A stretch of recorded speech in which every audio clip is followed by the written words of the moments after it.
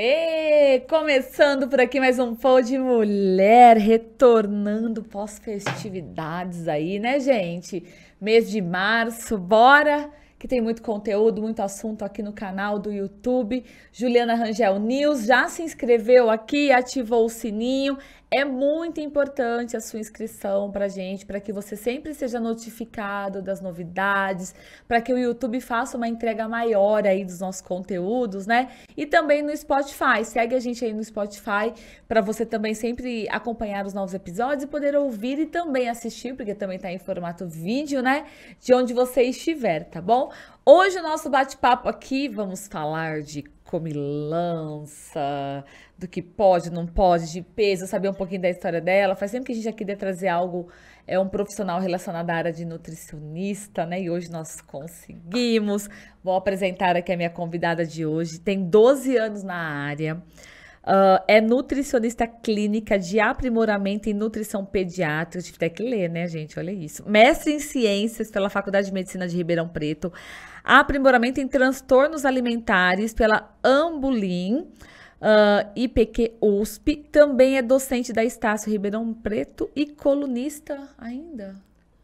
Não muito, não Olha muito isso, eu nem mais. falei o nome dela, mas já surgiu uma dúvida. Ainda é, gente. Fala muito de parte de alimentação saudável, do que é certo e errado aí, por vários veículos de comunicação aqui em Ribeirão Preto. Eu tô falando da Ana Carolina Forte. Seja bem-vindo. Oi, Ju, Bem-vinda, obrigada. né? E além de Opa! tudo, a gente tem que contar, né, que eu também sou prima da Zu, né, Verdade, gente? Nepotismo gente. temos A aqui. gente não tem o sobrenome, né? Assim e tal. Não, tem Rangel, eu tenho É que Rangel. você corta, né? É, eu tiro o Rangel Esse porque o corte é o último. É o nome profissional, né? É. É igual o meu, eu tiro Bom Tempo.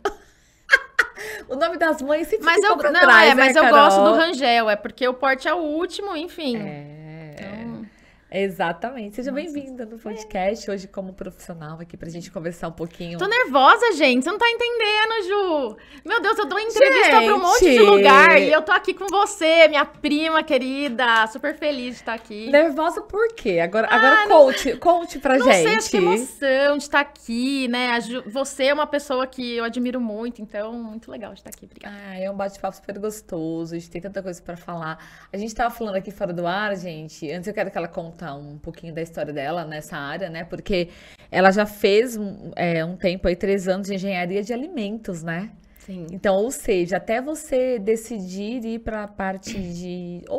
na verdade, leva um pouco já para a área, mas porém ainda... Mas, na verdade, é o oposto, né? E é uma das coisas que me fez mudar. Porque quando eu tava na engenharia, eu via que as pessoas sempre assim, vamos colocar mais sal para conservar mais tempo, vamos colocar açúcar, bota conservante. E os engenheiros têm muito esse pensamento, sabe? Conservante não faz mal não sei o que lá. Tanto que eu tenho vários amigos que se formaram, né, da minha época, que a gente discute super. E eles, né? Enfim, ia falar palavrão aqui. Mas eu tava na faculdade e falei, gente, não é isso. E aí eu fui pra nutrição porque eu queria saber como cuidar da saúde através dos alimentos. Então, na verdade, quando a gente fala de engenharia de alimentos, a gente está falando do oposto do que é da parte de nutrição. Ganhar porque, dinheiro. na verdade, quanto tempo eu posso conservar mais esses alimentos nas prateleiras, ou seja, nos lugares. E é isso que, na verdade, é estudado e que acaba sendo desenvolvido, né? Isso. E aí, tanto que nas indústrias tem a parceria de nutricionista com o engenheiro, porque o engenheiro sabe como fazer. Existem nutricionistas também que estudam muito tecnologia de alimentos, que também sabem. Uhum. Mas o engenheiro, ele tem uma visão mais de fábrica, que na nutrição a gente não estuda. Tanto que em engenharia a gente tem cálculo, física, isso, nutrição não tem, né? Por exemplo, bioquímica e química dos alimentos, na engenharia eu tive, 4 disciplinas. Na nutrição foi só uma. Né? Então, é diferente. Análise de alimentos, na nutrição foi só uma, lá tinha 3. Mas quando você foi fazer engenharia de alimentos, o que passava pela sua cabeça? Por que você escolheu, primeiramente, esse curso? Eu queria trabalhar com alimentos, assim, acho que eu queria trabalhar em indústria. Eu sempre gostei, eu queria muito trabalhar com comida. Esse foi o ponto. E eu gostava muito de química. Então, só que daí eu cheguei lá e descobri que, na verdade, é mais cálculo do que química. E desisti, porque eu odiava física. E aí, na nutrição, quando a gente trabalha com áreas de saúde, biológicas, a gente tem muita química bioquímica. Tanto que meu curso chama nutrição... Meu curso não, o curso que eu me formei chama nutrição e metabolismo. Então, a gente brinca que tem bioquímica 1, 2, 3, bioquímica 4, retorno. Porque tem muita bioquímica do nosso metabolismo. E aí eu continuei trabalhando em laboratório, que era que eu gostava também. E aí fui mestrado e continuei. E como estudando. Que foi para você parar? Porque você parou essa faculdade. Parei. Né? Você fez 3 anos. Fiz 3 anos. Você tava faltando pra gente 1 ano para você se formar. Não, faltava... Eu tinha pegado muita dependência, né? Muito EDP. E a galera zoava porque eu comecei a fazer só alimentos. Eu não fazia parte de engenharia, eu fazia só o que eu gostava. Porque a parte que você não gostava... Eu não fazia, então nem ia na aula. E aí eu resolvi fazer uma orientação vocacional de verdade, porque senão, de novo eu vou errar de novo. E aí deu várias áreas, deu nutrição, farmácia, psicologia e administração. E eu brinco que eu praticamente trabalhei com áreas afins, então eu já trabalhei com análises no mestrado, já trabalhei com administração na coordenação, e psicologia também, eu trabalho com comportamento, eu consegui meio que juntar tudo que eu gostava agora trabalhando na nutrição. E é legal falar isso porque é uma coisa que eu sempre falo para os meus alunos, né? Quando você entra na faculdade, não fica tentando pensar muito o que você vai ser, porque a hora que você se formar, muita coisa vai ter mudado. Quando eu entrei na faculdade, não existia aqui no Brasil o que a gente chama de nutrição comportamental, que é onde eu trabalho agora. Que agora existe. Isso, e agora existe. Tem até uma palestra do Átila Yamarino que fala que ele mesmo conta, né? O Átila, que é o virologista que bombou na internet, ele fala que quando ele estava na faculdade, ele não imaginava que ele fosse trabalhar no YouTube, porque o YouTube nem existia na época, né? E aí, é muito isso, atualiza muito rápido, e a gente precisa ficar mais tranquilo, então meio que organicamente eu fui trabalhando em tudo. Carol, e assim, essa área da nutrição também é uma área que cresceu muito nos últimos anos, né? Quando a gente falava em nutricionista, vamos falar aí há 10 anos atrás, era tudo muito tímido ainda, não se via...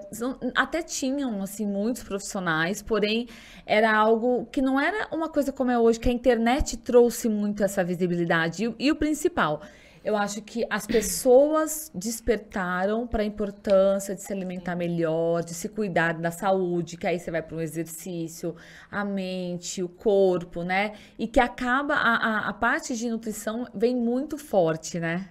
Hoje a gente brinca que tá tão legal que todo mundo quer ser mesmo sem estudar. Tanto que a gente fala que tem um monte de blogueira. Isso é um perigo, né? Aí que é a questão, né? A treta, E a gente também tá numa era que a gente fala que é a era do desafio, porque tem muita informação e as pessoas estão cada vez mais confusas.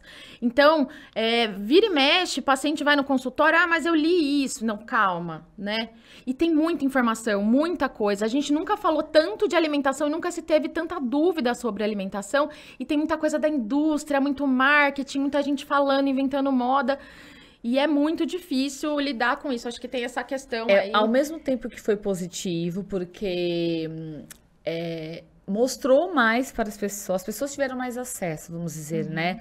Que não é tão difícil se alimentar bem, você mudar os seus hábitos. Só que, por outro lado, veio um bombardeio de coisas erradas, de informações que não procedem, as fake news, né? E aí virou meio que um caos também, né? Sim. Tá muito difícil. Mesmo dentro da faculdade, é muito difícil, porque é muita gente falando besteira. E às vezes a gente pega até profissional falando, sabe? Então eu até brinco com os meus alunos. Se um dia eu te pegar na internet falando bobagem, eu vou te denunciar pro conselho, vou falar, vou fazer birra aqui com você para vocês aprenderem a ter ética, parar de falar bobagem. Mas é isso, tem muito achismo, né? Hoje acho que qualquer área. E esse que você falou da nutrição de ser novo, a ciência da nutrição é uma ciência nova, veio da enfermagem.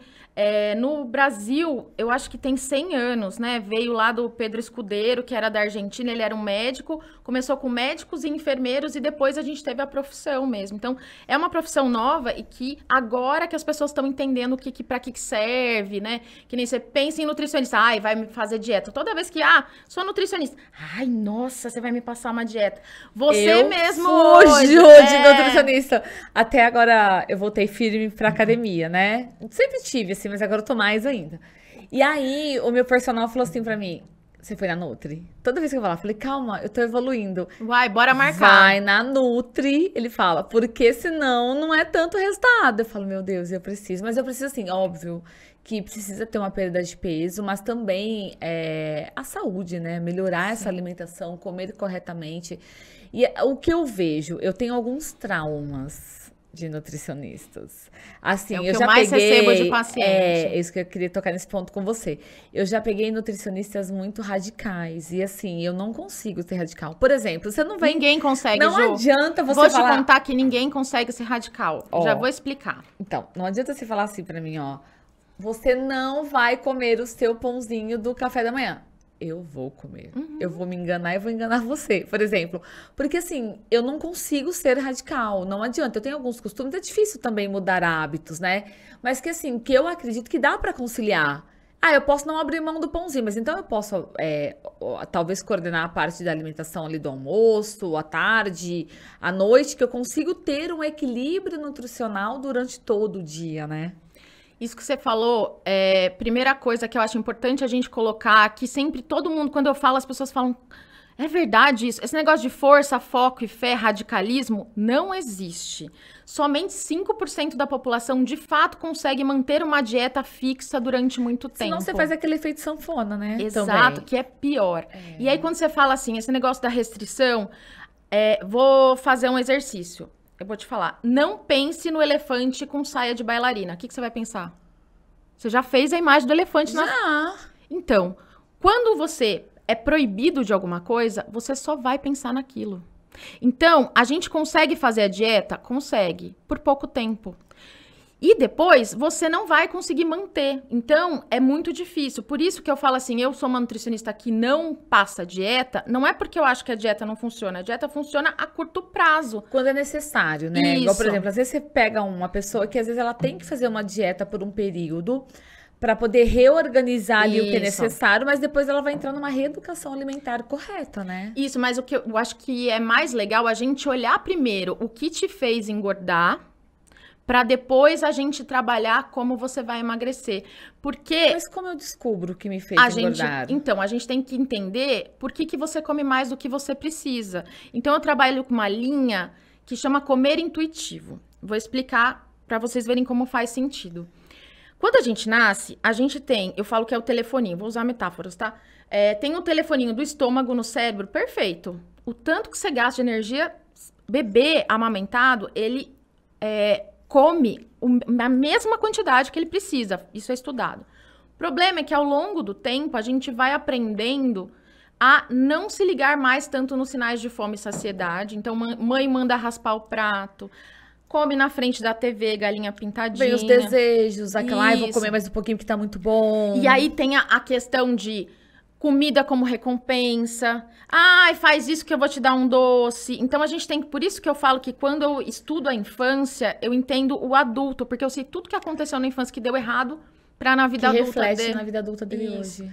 E aí, Ju, essa questão do comer mais pela recompensa, enfim, a gente come porque a gente tem o que a gente chama de comer emocional, que não é errado. Eu comer porque eu tenho vontade de comer alguma coisa é super legal. O problema é quando eu sempre uso o comer emocional para tapar buraco. E aí você acaba ganhando mais peso do Eu que sou precisa. dessas. Tem gente que quando tá com alguma coisa assim que incomoda, ansiedade ou vários outros sentimentos, você perde peso porque você para de comer. Eu não, eu como o dobro. Mas isso que você está falando também é muito legal, porque quando a gente olha o DSM, que é a classificação das doenças dos transtornos mentais, a maior parte dos transtornos tem alteração de peso como critério diagnóstico. Então, depressão, um dos critérios diagnósticos é alteração de peso, porque nossa saúde mental reflete quanto a gente come, nossa vontade de comer e várias coisas. Então, eu falo isso porque a gente não pode desligar a saúde emocional Do mental. do peso, né? Aham. E aí as pessoas falam muito assim, mas então você é uma psicóloga? Não, porque eu vou olhar pra você, eu vou olhar pra sua dieta, analisar os nutrientes. O psicólogo não faz isso. A gente vai trabalhar a sua relação com a comida. O psicólogo trabalha a sua Por relação exemplo, com o por que mundo. que eu tô comendo além da conta aqui? que me levou? Foi uma ansiedade? Foi... Eu vou dar um exemplo de um paciente que é muito bom. Eu tinha um paciente que ele era residente em neurologia, então ele entendia muito de cérebro. E ele chegou lá e ele falou assim, Carol, comi 3 Kit Kats no final do plantão. Meu Deus, que comer emocional horrível. Eu não sei me controlar. Eu falei, calma, pera. Vamos conversar. Fazia quanto tempo que você não tinha comido? Ah, eu tinha comido no almoço e era de noite. Falei, então você tava com fome. Ah, mas por que eu não fui atrás de uma maçã? Calma. Era o que tinha ali. Exato. Além de ser o que tinha, ele tinha passado por um plantão muito estressante. Ele estava na pior fase da residência. E o nosso cérebro, quando a gente está estressado, libera adrenalina, cortisol, hormônios de luta e fuga. Quando você quer lutar e fugir, o que você precisa? De energia para lutar e fugir. Então, você estava estressado, automaticamente o seu cérebro falou, me dá glicose. Você foi atrás de um doce. E aí, a gente tem que entender por que você escolheu o Kit Kat. Aí, a gente chegou na conclusão de que ele tinha o Kit Kat como uma representação da família dele e tal. E... posteriormente, ele começou a trabalhar isso, não ficou tanto tempo sem comer, enfim. E quando ele tinha vontades específicas, ele parava para pensar, ai, por que eu tô com vontade disso? E aí, um dia ele teve essa vontade específica, descobriu que era saudade da família. Ligou para a mãe e passou a vontade. Então, a gente trabalha isso, mas tem que trabalhar também fome e saciedade, organização, a qualidade dos alimentos. Tem gente que, às vezes, não tem deficiências de micronutrientes, por exemplo, zinco, não sente o sabor. Então, a gente precisa suplementar para melhorar. Tem magnésio, que precisa ver também, porque às vezes está com uma resistência insulínica. Então, qual a diferença do nutricionista comportamental para o psicólogo? Que hoje é a sua atuação. Isso, hoje é a minha atuação. Nutricionista comportamental, porque você faz essa avaliação desse ciclo completo. Isso. A gente nem fala, não pode falar, acho que comportamental, porque não existe oficialmente para o CFN esse termo, mas a gente fala mais mas eu trabalho com comportamento alimentar e não passo dieta. Porque antes de eu passar uma dieta para você, um planejamento, eu preciso entender por que te faz você ter certos hábitos. Sem contar que isso também já é muito estudado, assim, de que quando você tem uma dieta, um papelzinho muito fixo, seu dia é igual todo dia. Você não é um ratinho que tá dentro da caixa. Você tem várias coisas que estão descontroladas. Então, eu falo que eu trabalho não para te dar um roteiro, para você aprender a criar seu próprio roteiro todos os dias. Para você não ter que depender de mim para ficar calculando o que você precisa e o que você não precisa. Para você olhar e entender, nossa, eu tô com fome, ou não, tô com vontade, o que eu preciso, o que eu não preciso, para um dia ir para frente, né? Tanto que a gente fala que a gente trabalha para o paciente nunca mais voltar. E esse tipo de atendimento, ele é muito novo, né? Então, é bastante novo, mas é que desde a minha graduação, a graduação aqui em Ribeirão Preto, eu já trabalhava muito isso. A sua graduação foi quando? Eu me formei em 2011, entrei em 2006. Então, desde 2006 para 2011, esse período isso. já se falava seria um método, por exemplo? Eu posso chamar de método? Isso. Na verdade, aqui no Brasil, surgiu essa parte de comportamento com algumas nutricionistas que trabalhavam com transtornos alimentares, porque quando a gente trabalha com transtorno alimentar, tipo anorexia, bulimia, etc., a gente não pode passar dieta, porque senão a gente piora o paciente. Inclusive, a máxima nem toda dieta causa um transtorno alimentar, mas todo transtorno causou... Aliás, todo transtorno foi causado por uma dieta. Uhum. E aí, elas viram que aquelas ferramentas que eles utilizavam podia ser utilizado com todo mundo. E aí, começaram a utilizar algumas ferramentas como entrevista motivacional, que é super legal, porque a gente trabalha a motivação do paciente mudar ou não, e tem sido muito utilizado em várias áreas, fisioterapia, odonto, etc., comer intuitivo, que é essa que eu falei, né? Da gente trabalhar sinais de fome e saciedade. O Mindful Eating, que é pra gente também se conectar com as nossas fomes. Então, segundo o Mindful Eating, a gente tem até 9 fomes. Uma delas é a fome do coração, que é esse comer emocional que a gente fala. E TCC, várias outras técnicas que a gente junta para trabalhar com o paciente para ele mudar, né? E não ficar passando só a dieta. Carol, e assim, a gente falando dessa parte de nutrição e tudo mais. Hoje a gente vê também um outro movimento que vem essa coisa da liberdade, de você não se preocupar tanto com relação a eu preciso ser magra. Isso, perfeito. Tipo, eu tenho... Não, acabou. Esse ano, porque antigamente isso era muito, né? Tipo, Hoje não, hoje, por exemplo, o Movimento Plus. Hoje o Movimento Plus cresceu absurdamente. As pessoas super bem com elas mesmas, entenderam esse posicionamento, entendeu? Só que como é que fica a questão da saúde com relação a isso? Excelente. Os estudos têm demonstrado cada vez mais que peso não demonstra saúde. E que, mesmo quando a gente fala de obesidade, a gente tem diferentes tipos de obesidade e diferentes perfis. No final, o que a gente sabe, o que mais é protetor são os hábitos de atividade física e alimentação. Perder peso ajuda em algumas coisas? Ajuda. Mas, se você ficar fazendo efeito sanfona, é muito pior. Principalmente se você perde muito rápido, e eu falo, tudo que vai muito rápido, volta muito rápido. Mas, por exemplo, eu posso ser saudável acima do peso. Por exemplo, eu sou uma nutricionista gorda, eu tenho, assim, segundo a classificação de IMC, que inclusive tá defasada, isso. Eu estou 10 quilos a mais, por exemplo, na minha tabela. Eu sou classificada como obesidade. E aí eu acho que eu me colocar nessa posição é muito importante, porque, primeiro, eu sempre fui uma criança gorda e fiz dieta a vida inteira. Eu acho que intuitivamente acabei indo para nutrição e trabalhar com crianças justamente por isso.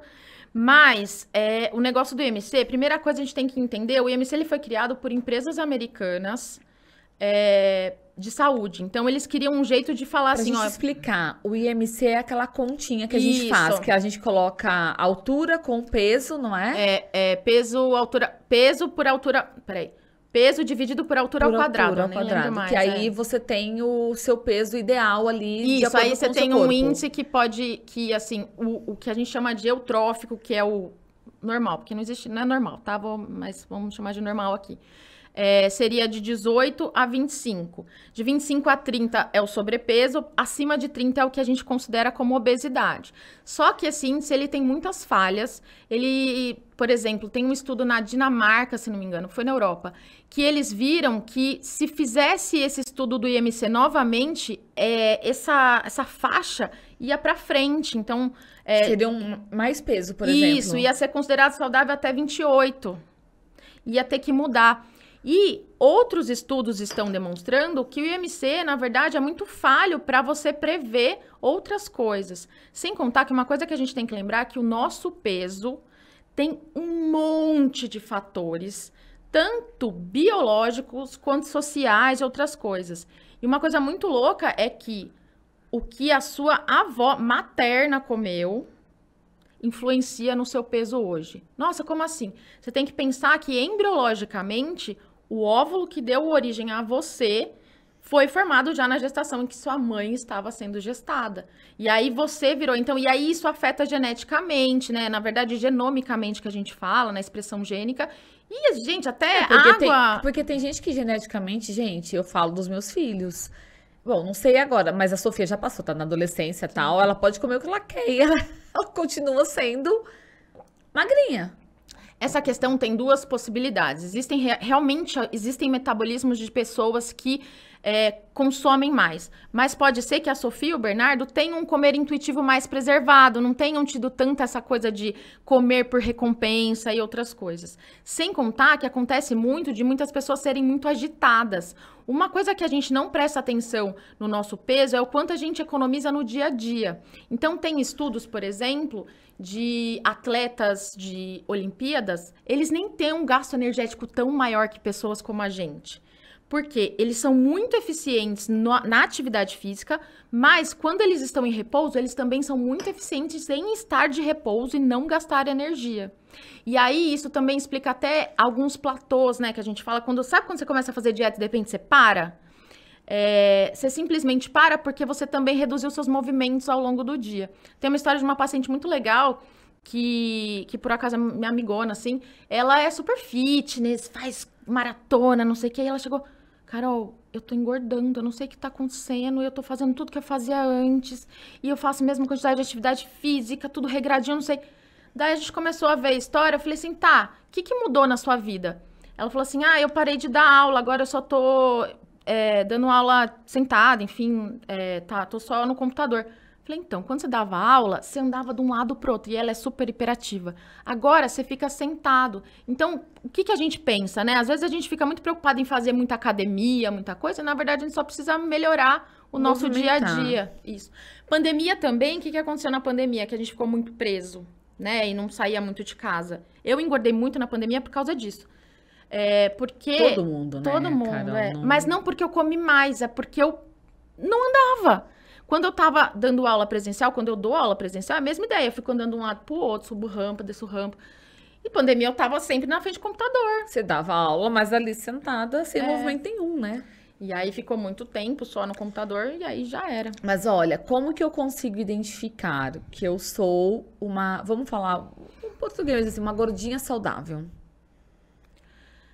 Na verdade, eu acho que a gente tem que focar nos hábitos. E aí vem a dica. O quanto você come de fruta, verdura e legume por dia? E é sempre assim. As pessoas se preocupam demais com que nem... Você tava falando do pão, né? Ah, tirar meu pãozinho.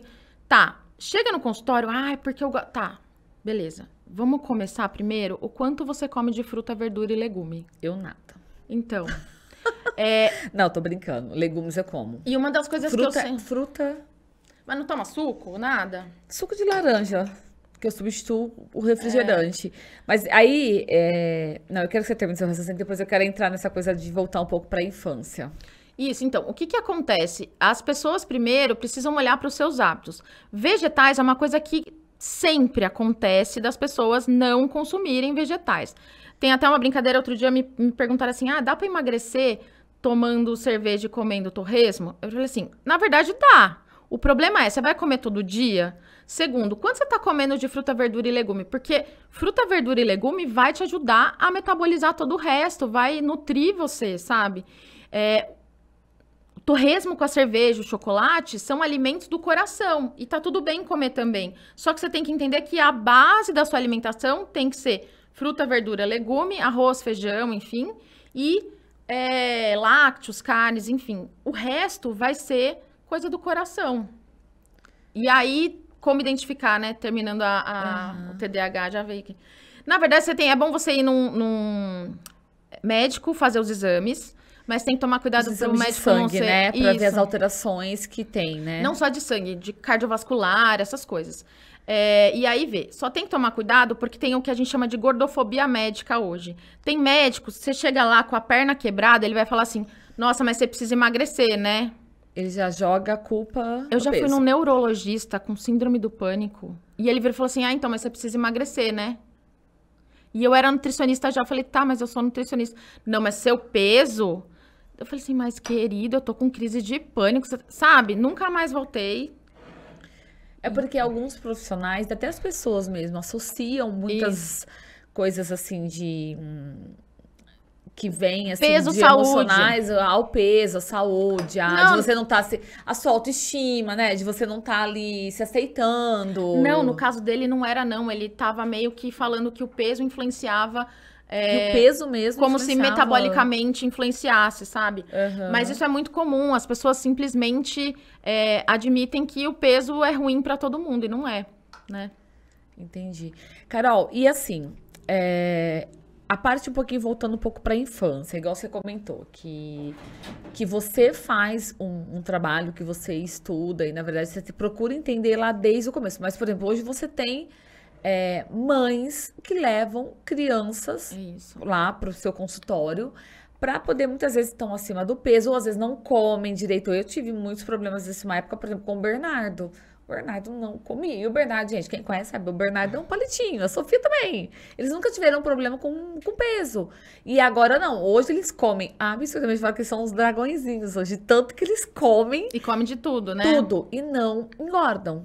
Só que o Bernardo, eu tive a fase dele não comer. Tipo assim, nada. Você colocava no prato, o prato ficava vazio. Inclusive, eu levei ele uma vez no médico pra gente, até pra tomar uns reforços, algumas coisas, porque hoje ele melhorou muito, mas ele teve uma fase que ele era difícil pra comer legumes. A fase foi dos 2 aos 7? Foi. É a fase que toda criança vai ser chata. Dos 2 aos 7 anos é até legal para as mães que a gente tem uma fase que a gente chama de neofobia. A gente fica com medo das comidas. E é uma fase que, psicologicamente, a gente está construindo o próprio ego, que a gente fala, né? Então, a gente está testando os limites das pessoas. É a fase mais chata. E aí, na alimentação, é assim. A criança, ela fala não, não, não, não, não para tudo, porque ela tá tentando falar, não, eu quero aprender eu mesma escolher. E aí, a dica é nunca perguntar o que você quer, é qual você quer, né? E aí tem outras dicas também. Mas o que acontece, Ju, é que às vezes Mas tem... como fazer essa criança comer? Então, a gente tem que olhar por que ela não tá comendo. Porque assim... Aí entram todo o Isso. trabalho de sentimentos, de comportamento, como, que é o que você E da própria trabalha. família também. Primeira coisa que a gente tem que olhar é como é a alimentação da família. Eu já atendi uma mãe que ela queria... Ela falou assim, mas meu filho, eu dei chuchu, beterraba, abobrinha pra ele, não comeu. Tá, o que você jantou junto com ele? Nuggets. Falei, então, como é que você quer? Vamos dar o exemplo. Exato. Então, às vezes, a família não tem o hábito, essa criança nunca viu as pessoas fazerem, e aí não vai comer mesmo. Mas uma coisa... Mas, ó, é só pra entrar nesse raciocínio, aí eu vou te falar uma coisa que aconteceu comigo, e que aí você também pode explicar, porque comigo foi ao contrário. Eu nunca me lembro de criança de ter o hábito de comer salada, legumes, uma série de coisas. Inclusive, já casada, tinham coisas que eu nunca experimentei na vida e eu falava que eu não gostava. Sério, tipo assim, de vários vegetais, assim, de legumes, você não tá entendendo. Ah, eu não gosto. Mas você já comeu? Minha ex-sogra me falava, não, experimenta. Aí eu experimentava e comia. Eu mudei o meu hábito alimentar na fase adulta.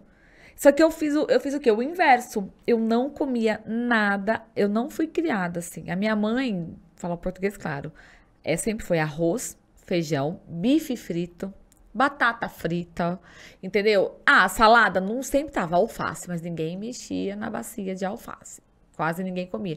Mas sempre foi muita fritura, muito aquele pratão, sabe? Vem de fazenda, de sítio, né? Aquelas comidas, aquelas gorduras, aquelas frituras. E é assim até hoje, entendeu?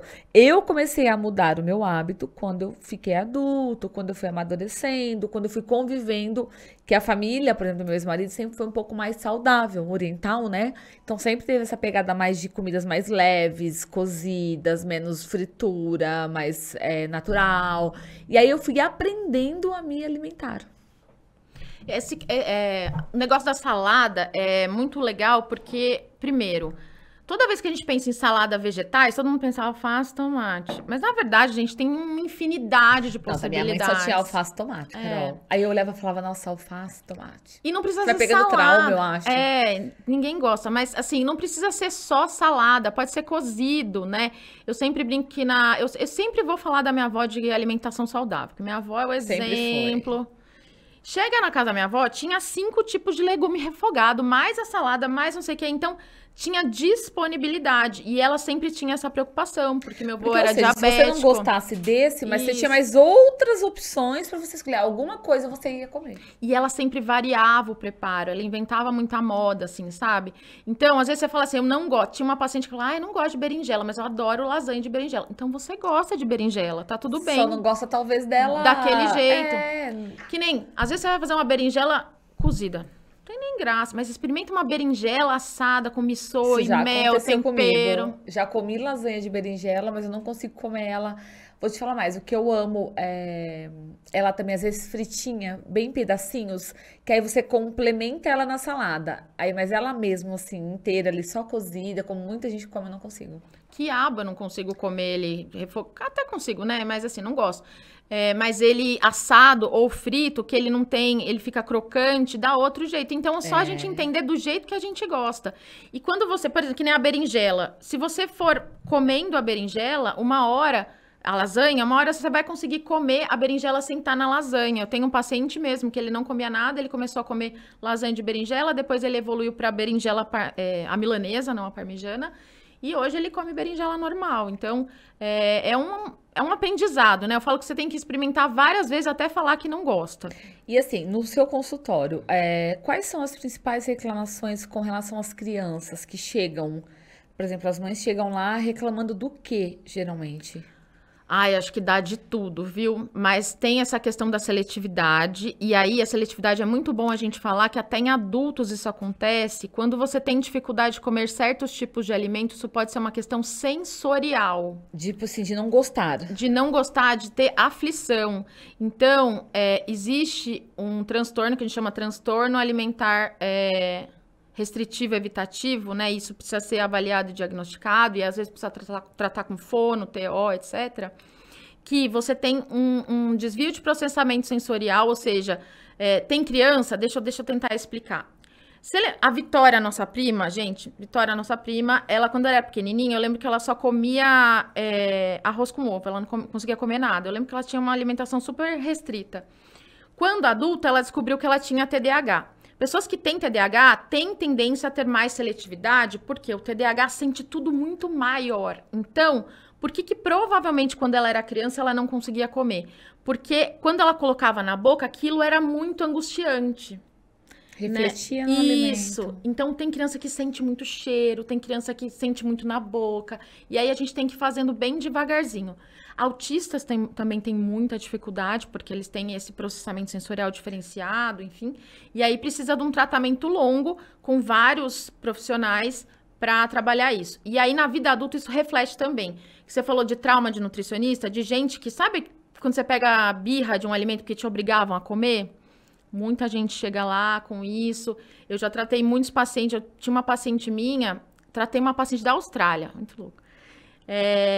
Imagina na Austrália e eu tentando entender o que ela tinha. E essas pessoas têm dificuldades sociais. Você vai no lugar, ela não comia nada, assim, sabe?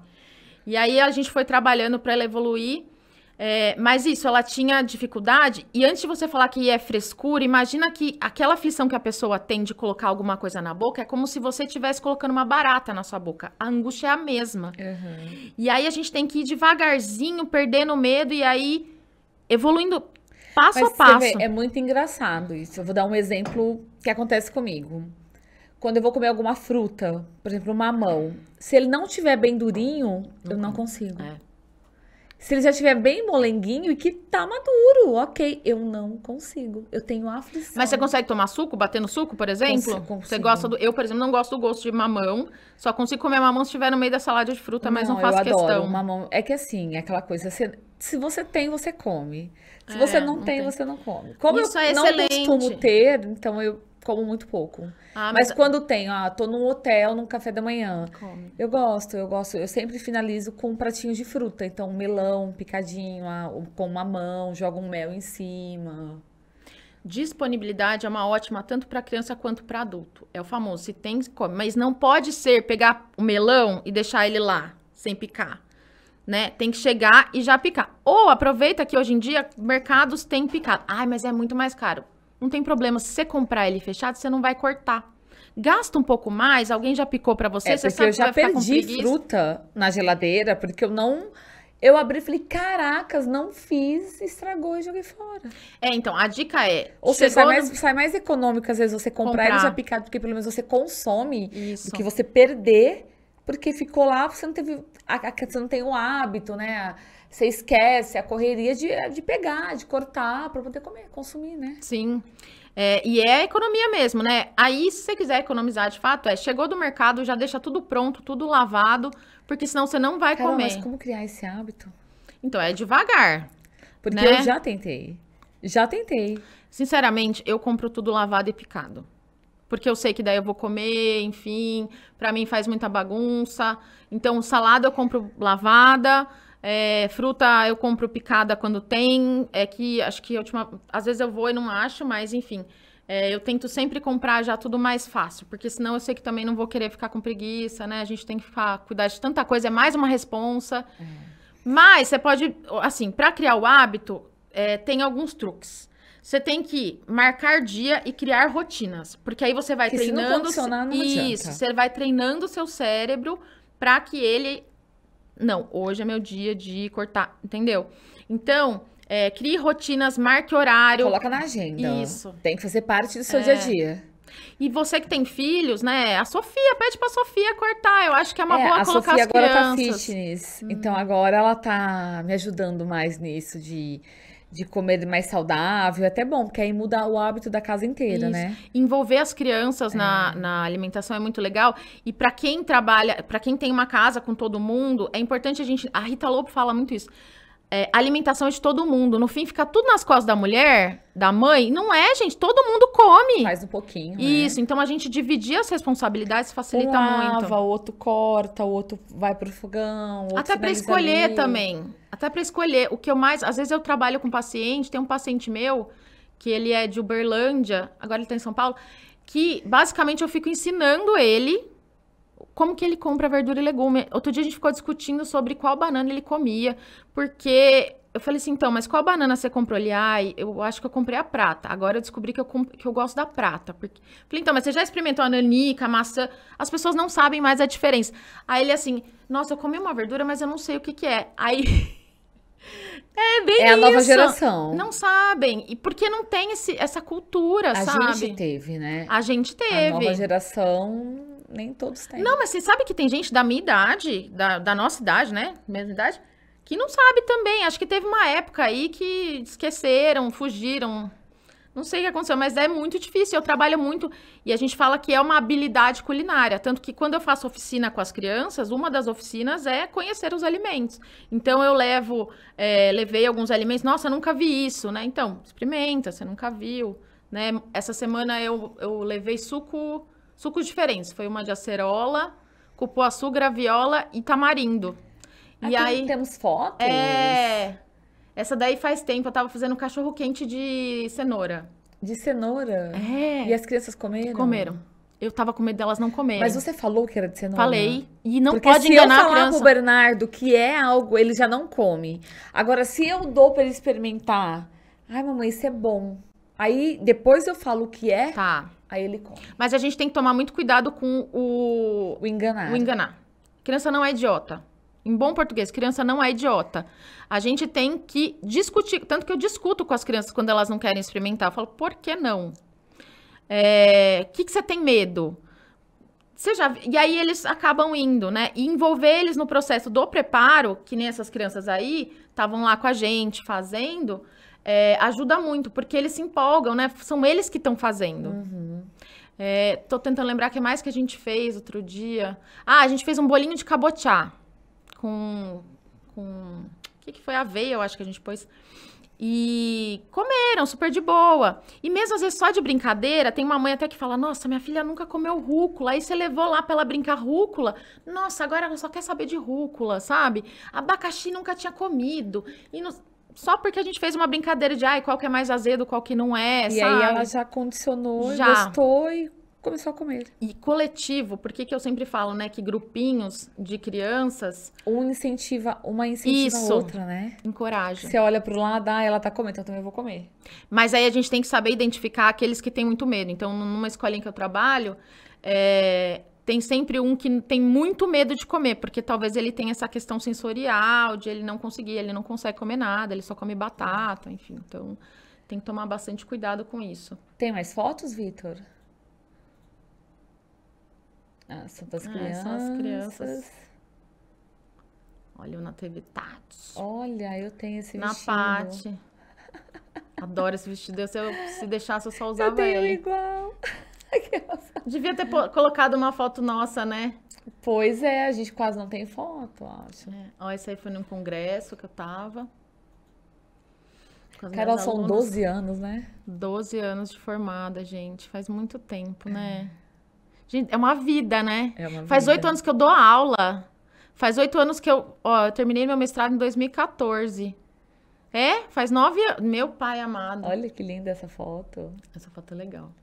A galera deu um bisu nas redes, porque eu não tinha mandado essas, não. Não, a gente pega, a gente vasculha. Sim, né? Vem. Muito Ó, voltando um pouco nessa parte, pra gente ir pros finalmente aí, da questão dessa alimentação saudável para criar esses hábitos, né? Que eu acho que muitas pessoas têm essa dificuldade. Por exemplo, eu trabalho fora o dia todo. Como que eu vou conseguir manter uma alimentação? Porque eu te falo que às vezes no lugar que tá é longe, não tem um restaurante que é saudável, às vezes é muito Isso. caro você todo dia sair para comer.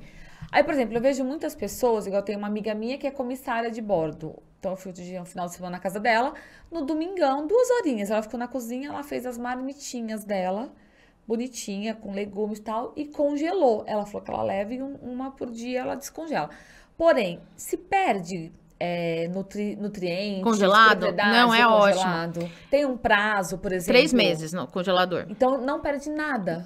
Não, perde alguma coisa, mas assim, na verdade, essa questão, os alimentos eles perdem e outros ganham. Então, existem até alguns estudos falando que algumas frutas, quando são congeladas, elas acabam ganhando maior teor de carotenoides. Até a fruta eu posso congelar, então. Tudo, eu congelo tudo, eu sou rainha do congelamento. Eu congelo até rúcula, porque se eu tô vendo que eu tô perdendo a rúcula... A folha não fica só que daí eu uso pra outra coisa. Então, tipo... Não dá pra fazer salada. Não, mas aí eu boto num pesto de suco, rúcula. Ou você faz um molinho. Isso. Coloca Pra como não se perder. fosse, tipo, espinafre. Isso. E eu sou a louca do congelamento. Congelo tudo, absolutamente tudo. Só alface que não, mas enfim. Mas eu congelo e aproveito pra outra coisa. É melhor congelar. É melhor, assim, vamos pensar. Perde até algumas coisas, mas ganha outras. E, no fim... É melhor você vai comer uma comida natural, entendeu? Não tem problema. Isso que você falou... É melhor comer assim, perdendo um pouco do que aquele alimento te oferece, do que Ninguém você comer consegue algo fazer fresco. errado, né? Fritura, enfim. E a dica é assim, porque essas pessoas que se planejam, se organizam, são pessoas... Não é todo mundo que consegue. Evoluídas, porque eu não consigo. Mas assim, você vê que tudo é questão de você também ter exemplos e começar a tentar mudar. Eu fiquei impressionada, porque em 2 horas... Ela consegue fazer. Ela fez as marmitas da semana dela. E ela tem umas marmitinhas que hoje em dia é tão prático, que ela vai tanto no congelador e vai também no micro-ondas. Então ela falou, não, ó, eu tiro aqui, ó, em 20 minutinhos... Tá quentinho aqui, já como tal. E ainda mudou. Fez com frango, fez com carne. Um tinha Faz brócolis, variedade. o outro tinha cenourinha, um arroz A integral, ideia é essa. feijão. Você faz várias coisas e combina diferente. Tem um vídeo da Paola Carosella muito legal, que ela ensina como que ela pensa as marmitas da semana. E ela faz não só com arroz, Porque feijão. também não dá pra ficar sempre no mesmo, né? Você vai enjoar. Tem gente que consegue, tem gente que eu sei que come a mesma coisa a semana Mas inteira. também a questão dos nutrientes também, né? Você tem que ter essa variedade. variação, a variedade Isso, de variedade cor, é eles fundamental. falam, vocês falam muito, né? A gente pode seguir esse movimento por tem que cores, ser colorida, né? tem que ser colorida, mas não pode ser M&M, né? Não pode ser confete. Mas eu acho que tem uma dica mais legal. A dica é, toda vez que você cozinhar, cozinhe o dobro e congele metade. Então, eu em casa que moro sozinha, eu gosto muito de cozinhar. Eu tenho um monte de marmita congelada porque eu cozinho para um dia e aí sobra eu já congelo. Inclusive, quando sobrar as coisas, já congela, gente. Porque tem vezes que às vezes estraga porque você enjoou de comer aquilo lá, congela. Até macarrão às vezes eu congelo. Não fica, nossa, tão bom, mas congelo, né? Tenho lá, a hora que eu quiser comer, dá pra eu esquentar e tudo bem.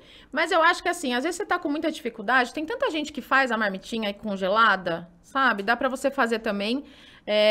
E mulher que trabalha muito, às vezes, cara, é isso. Você vai gastar um pouco a mais e você vai ter paz de vida, sabe? Então, tem várias pacientes minhas que acabam optando pela marmita e compram pacotes, né, que tem como vender. E são felizes da vida. Hoje em dia cresceu muito também, Cresceu. né? Você fecha o pacote mensal, eles te entregam as da semana ali, aí você vai já usando, aí semana que vem você escolhe o novo cardápio. Só que assim, ainda tem essa coisa do é um mito ou não? Ainda é caro se alimentar saudável. Então, na verdade, existem vários estudos demonstrando que assim, vamos falar o que é saudável. Segundo o Ministério da Saúde, a gente tem o Guia Alimentar para a População Brasileira. Inclusive, quando você quiser uma referência do que é saudável ou não, vale a pena acessar. Então, Guia Alimentar para a População Brasileira. Ele define como saudável aquilo que é in natura, né, natural, e minimamente processado ou processado, que tem poucos ingredientes. Então, quando você quiser saber se um alimento industrializado é saudável ou não, não precisa ler a tabela nutricional de cardápio, não sei o que lá. De cardápio não, de nutrientes e carboidrato, etc. Você precisa ver do que ele é feito, quantos ingredientes ele tem. De repente você olha, começa a ter um monte de coisa que parece de farmácia, que você não sabe o que é o nome, o que é esse nome aqui. Provavelmente ele é um ultraprocessado e vai ter um monte de aditivo que não é legal pra você. Então já começa por aí. O melhor é o natural. O melhor é o in natura, mas é difícil a gente ter in natura. E aí, eu tô falando isso porque a gente sabe que esses ultraprocessados, que tem um monte de ingrediente ruim, infelizmente são os mais baratos, né? E a indústria paga muito pelo marketing. Pode falar. O que é o mais barato, que é ultraprocessado no supermercado? Lamen. Macarrão instantâneo. Apesar de que, se você comparar com porção de macarrão, dá pra você equiparar. Mas... Ao invés de eu comprar um lamen, eu tenho que comprar no macarrão. Isso. Pelo menos. O melhor macarrão você vai ter que colocar o tempero. O melhor ainda seria um macarrão integral. Não precisa tanto. Se você comprar um macarrão normal, já é bem melhor, assim. Porque eu sei que, às vezes, algumas coisas integrais, as pessoas têm dificuldade. Tipo arroz, por exemplo. Esses tempos atrás, um paciente falou, eu tenho dificuldade de comer arroz integral. Tá tudo bem. Você come verdura, come o branco, né? E tá tudo bem. E macarrão integral, eu particularmente não gosto. Eu compro um macarrão normal. E aí, eu coloco fibras junto. O que é fibra? Eu coloco um monte de verdura junto no macarrão e tá tudo bem. Mas o que eles compararam, tem algumas pesquisas de economia que compararam que fruta verde, os in natura subiram muito mais do que os processados. E aí eram mais caros. Isso. E aí várias coisas, por exemplo, durante a pandemia que teve a questão da recessão, era mais barato você comprar salsicha do que carne. Salsicha. As pessoas compravam salsicha. Porque era o que dava pra comprar. Que é terrível pra saúde. Isso. Né? Mas é aquilo, né? A gente compra de acordo com o que a gente tem condições. E aí, tente sempre priorizar frutas, verduras e legumes. Se tá difícil de comprar, tente achar a época, mercado para economizar. Você tem que saber que dia que é o dia do preço. Então, o mercado, você tem que saber, tem o dia do hortifruti, o dia da carne, o dia da limpeza. Ah, eu vou ter que ficar aí no mercado todo dia? Não, mas é importante que, se você quiser economizar, cada dia muda o preço. Verdura muda muito o preço de um dia para o outro. Eu não sei, eu particularmente não sei que dia que é o dia que é o mais barato, mas olhe que tem os dias lá. Mas tem xepa da feira, que dá para você, o final da feira. Tem alguns varejões aqui que vendem os legumes que são feios, sabe? E eles fazem uns pacotões, assim. Então, dá pra você comprar, é super barato. Eu já vi isso até em mercado. Eu lembro que eu fui comprar uma batata e tinha a batata premium e a batata baratinha. Eu comprei, mas não faz diferença, porque o nutricionalmente é a mesma coisa. E ela tá inteirinha, ele tá tudo certo. Isso, então procure esse tipo de coisa. E sempre compre os produtos da época, porque eles vão estar mais baratos e vai ser até mais nutritivo também. E, no mais, é planejamento e organização, né? E tomar cuidado com... Mas você falou desse negócio do acesso, é difícil também, porque às vezes você tá num mercado que não tem, né, não tem tudo que você precisa. Então, isso também é muito interessante pra gente pensar que o peso também não é só definir, até onde você mora define o que você come. Então, a gente tem que pensar que tem muito... Por isso que eu acho que o primeiro passo mesmo é o comportamento. A gente analisar por que você come aquilo lá e entender comportamento até como, tipo, a disponibilidade que tem. Qual é a sua rotina? Ah, você toma café em casa? Você toma na rua?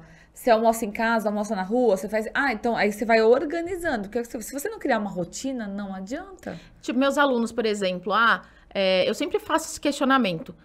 É porque eu só como salgado. Tá, mas você vem aqui na cantina, o que tem lá disponível? Tem uma maçã que custa R$5 e um salgado que custa R$5 também. Qual que você vai? Lógico que vai sustentar muito mais. Até porque você olha... sustenta mais. E hoje que é mais gostoso, vamos dizer. Mas...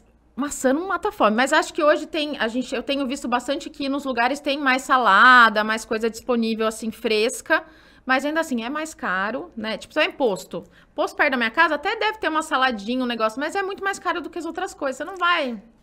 Mas, por exemplo, assim, nesse caso que você voltou um pouco de crianças, adolescentes, escola, eles podem comer porcariadas no recreio, desde que você equilibre o almoço, equilibre ali... o jantar, o café da manhã, né?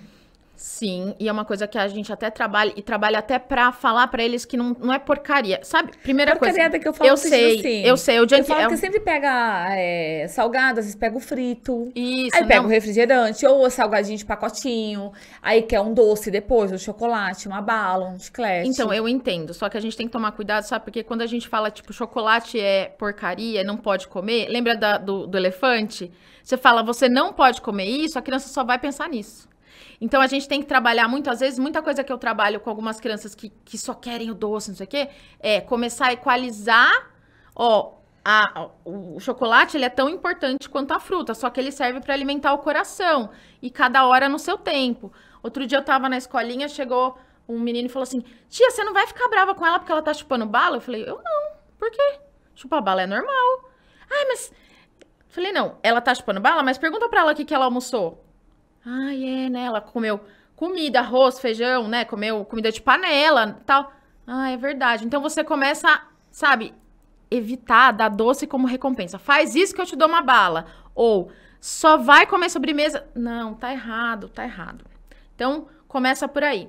Na escola, tem a questão de dividir. Eu vejo as lancheiras nessa escolinha, que na verdade é um contraturno que eu trabalho, que eles dividem muitas coisas. Então, quando um leva uma coisa...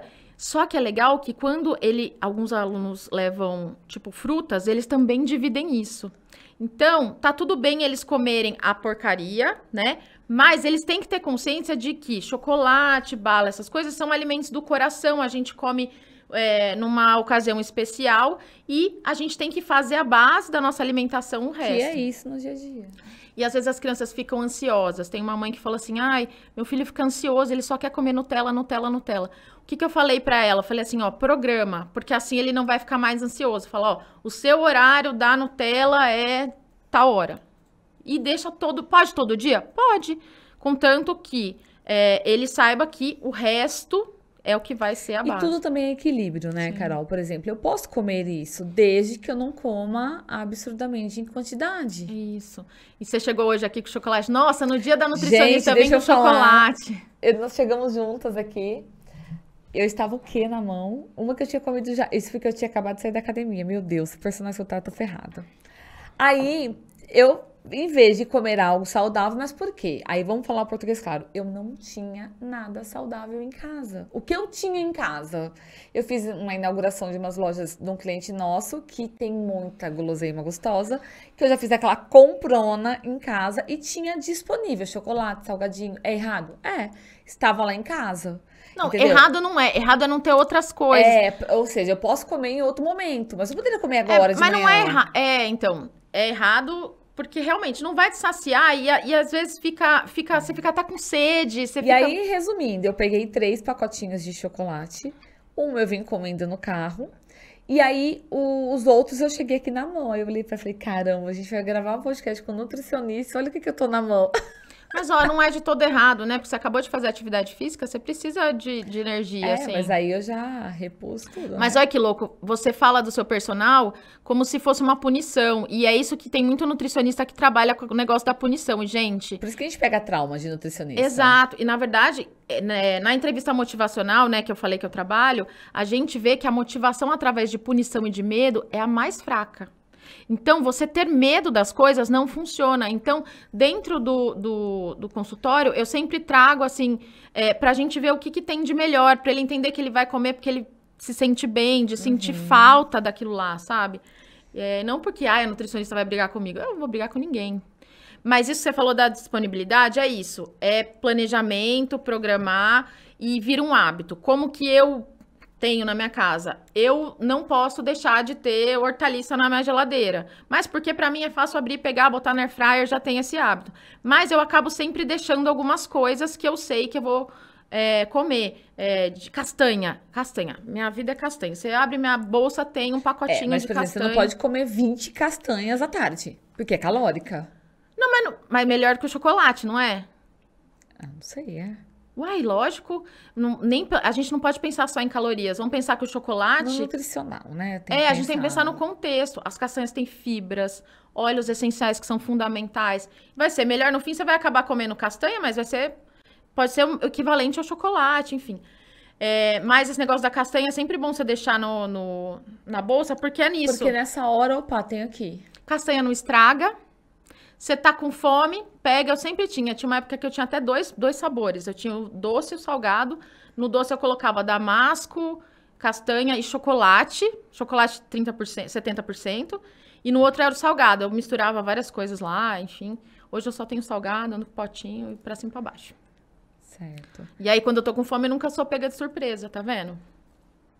E aí, quando eu tô, não tenho lanche pra levar, eu como a castanha. Muito bom. Carol, adorei nosso bate-papo. Espero que eu tenha. É legal a gente ter uma noção e quebrar tabus também com relação a nutricionista, né? Sim. E falar dessas novas novidades que vieram mesmo da área, né? Então, por exemplo, essa coisa de, principalmente esse atendimento do comportamento, de você identificar, de você cuidar, de realmente ser feita uma reeducação alimentar, que a pessoa crie o hábito, né? E vá evoluindo dentro do que ela é capaz de fazer as mudanças, de ir trabalhando esse lado, né? É a gente olhar para tudo que influencia a nossa alimentação, tirar um pouco desse peso, dessa culpa que a gente tem, sabe? A gente sempre se sente muito culpado, né? De falar, "Ai, mas eu já tenho uma vida tão corrida, eu não vou lá na Nutri para deixar de comer o que eu gosto." De verdade, o que eu penso é isso. Na verdade, eu vou fazer você comer o que você gosta. Então. Até porque eu falo que a alimentação é cultura, né? A alimentação... Aniversário, o que a gente faz? Comida. Formatura, comida. Casamento, comida. Ninguém comemora alguma coisa Acontece longe alguma da coisa mesa. boa, vamos sair pra comer, comemorar? A gente combinou. A gente não combinou de sair essa semana? Vamos. O que a gente vai fazer? Beber e comer. Onde a gente vai jantar? O que a gente vai fazer? Mas por quê? Porque faz parte de relacionamento. O ideal é a gente aprender a usar isso a nosso favor. Exatamente. Obrigada pela sua participação, adorei. Também. Contribuir um pouquinho com a gente aqui, Obrigada com a mulherada.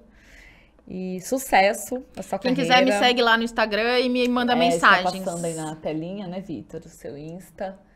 Para o pessoal tirar dúvidas, viu, gente? Com a Nutri aqui, com a Carol. Que ela tá sempre online lá com os vídeos, falando e tirando todas as dúvidas. Obrigada, Carol. E, pessoal, vamos ficando por aqui. Até o próximo episódio. Tchau, tchau.